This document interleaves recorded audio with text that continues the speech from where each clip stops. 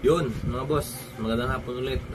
Ito, gawa ulit tayo ng car wash bendo kasi meron tayong order from Santa Barbara. Tapos ito na yung mga parts natin. Ito pakita ko mga boss yung mga parts. Ito number 1, ito yung box natin. Kahoy pala ito mga boss. 3/4 siya, plywood. Tapos meron tayong dalawang cord. Ito parang 1.5 or 1 meters. Ito yung isasaksak natin sa outlet. Tapos ito isa 2 meters. Ito galing sa bindo papunta doon sa may pressure washer. Tapos ito yung ibang parts, timer, Allen timer.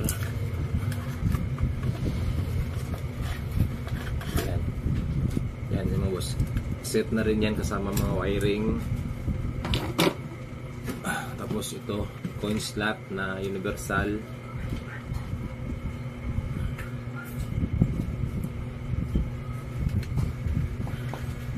Yan, Allen din mga boss. Tapos may kasama din siyang wire. Tapos ito, transformer na Allen din. 2 amperes. Yan, tapos ito mga boss, yung ginagamit natin na relay. Futic na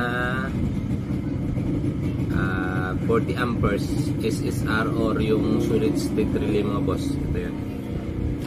Tapos siyempre, kailangan natin ito plug.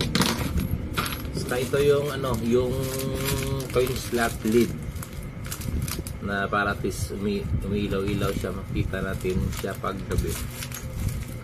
Yan, sa mga baguhan sa gustong matuto na gumawa ng car wash bento, ito mga boss, para sa inyo to. Yan, tapos labas natin tong coin slot.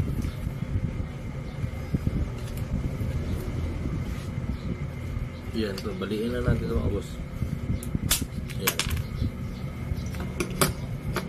Yan, tapos tanggalin muna natin to. Yan, tapos ihinang na natin tong mga parts. Ito, unahin natin yung transformer na 2 amperes. Ito pala mga boss, ito yung 12 volts nya, yung blue. Yung pula, ito yung yung sa 220, yung saksak natin sa outlet.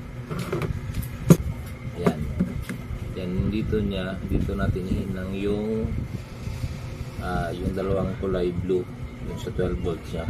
Kahit alin dyan boss, walang polarity yan kasi AC yan. Yan na siya mga boss. Hinihinang ko to para at least wala siyang loose. Kasi pag yung parang ito lang ito lang minsan may kasi to may tendency na maglulus, pero pag nakahinang sigurado siya. Tapos yung sa coin slot niya mga boss, yan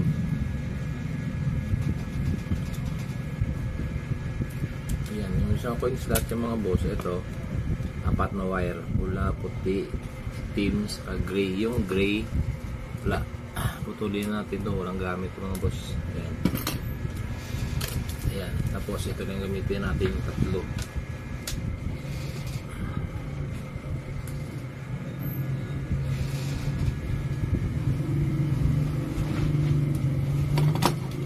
Dito natin siya ilagay sa may itong dalawa na to. Dito malapit sa may itong optocoupler na dalawa. Ito yung pili ka lang dyan. Diyan natin ilagay. Yung ito 12 volts pula. Yung puti, yun yung para sa kanyang coins. Tapos yung itim, yun yung ground. Yan na mga boss. Puti sa 12 volts, pula sa 12 volts, puti para sa coin, saka yung itim, yun siya ground. Tapos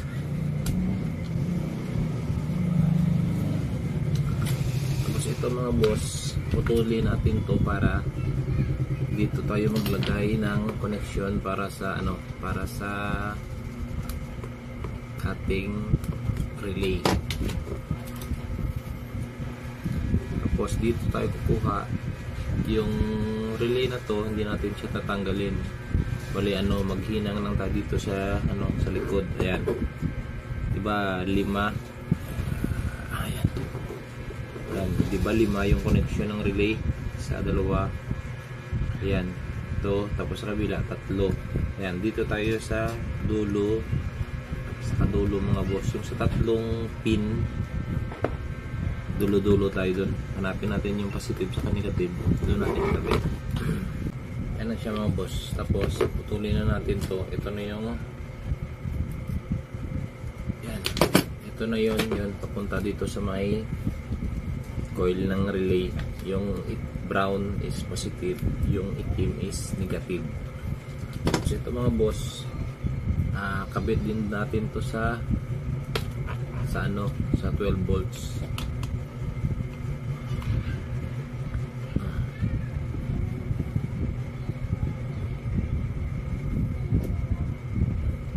Ayan, tapos ito putulin na natin to.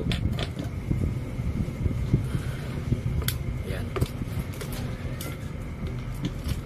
Ayan, positive negative din to mga boss.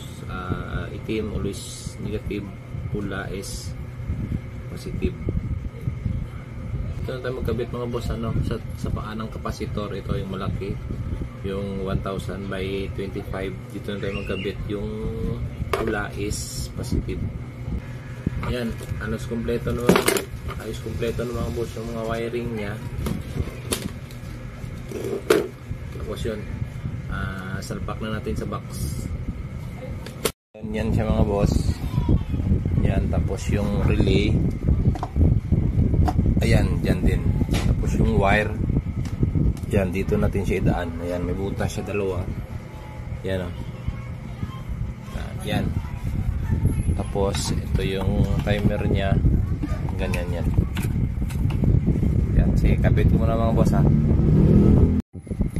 Yan, ito na siya mga boss. Bali taas to na part. Ito yung baba. Yan. Inilagay ko na wire 2. Ito yung papunta sa sa coil ng relay, yung may pangalan na input. Ito yung negative, ito yung itim, ito yung brown, ito yung positive. Tapos yung sa kabilang dulo naman, ito na yung papunta sa ating pressure washer. Ayan, pinutol ko lang yung isang wire. Bali yung isang wire rekta na yon, tapos yung isang wire ito pinutol ko, dinaan ko sa relay. Yung function nito para at least pag naghulog tayo ng coins, yung board na to magbibigay ng supply dito sa may coil ng relay, yung sa input nya, at saka ito magsiswitch tong dalawa, magsushort to. Yun, may power na yung pressure washer. Ayan na siya mga boss. Tapos ito, yan, papunta na to sa coin slot, ito sa coin slit. Yan yung mga boss. Ayan, plaster ko ulit. Yan na siya mga boss. Ayan, wala pa itong screw kasi ito may plug na siya. Tapos ito yung papunta sa pressure washer. Hindi ako naglalagay ng ng outlet mga boss kasi minsan nalulusaw. Ito rekta to sa motor. Ito minsan di po ito nasira, tested na yan. 16, number 16 yung wire na ito mga boss. Ayan na siya. Tapos yan, try natin i-plug. Tapos ito, tip muna natin to. Yan mga boss. Yan, wala pa itong screw. Try na natin ito. Tapos ito, yan yung dulo ng wire. Tinape ko muna kasi baka makurindi tayo. Tapos ito, plug na natin. Tapos plug natin. Oh, yan na. Yan. Tapos note lang pala mga boss, yung universal coin slot, di siya plug and play kung gagamitin mo sa car wash, kasi need pa to i-program sa i-calibrate para at least yung tatanggapin niya is sample 5, 10 saka 120 lang yung piso is iluluwa niya sa ganitong setup. Pero pag sa pag piso wifi, plug and play na to siya mga boss. Yun lang mga boss. Ayan, ito na yung finished product natin mga boss. Tapos ayan, kita ko yung loob. Ayan ang loob niya. Ayan, malinis na siya. Nakafix na yung mga wire. Ayan. Ayan, tapos testing na natin mga boss. Plug muna natin. Ayan. Ayan mga boss, testing na natin. Tapos na natin ng program. Ayan mga coins natin na ginagamit sa pag-program at sa pag-calibrate. Ito yung mga coins na gagamitin natin. Ayan. 5, 10, 20. At saka try natin yung piso kung tatanggapin niya o hindi. Ito, try natin yung 5. Nakaset pala ito mga boss sa 3 minutes. 5 na bago. Ayan, 3 minutes. Yan, 5 na luma. Yan, tapos ito 10. Bali magiging 6 minutes. Ito ay magiging 11. Yan, tapos ito din magiging 17. Yan, tapos ito 3 times 4, 12, magiging 29.